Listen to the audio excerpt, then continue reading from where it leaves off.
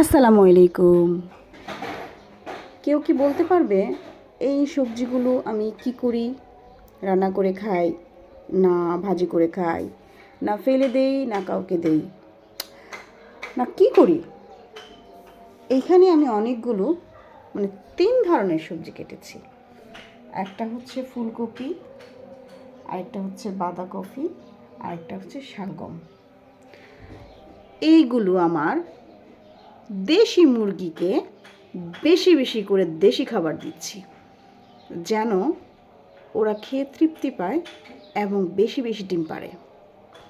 ওরা সবজিটাকে খুব পছন্দ করে, খুব খুব মানে এত বেশি পছন্দ করে, কার আগে কে খাবে মানে সেটা বোঝানো যায় না।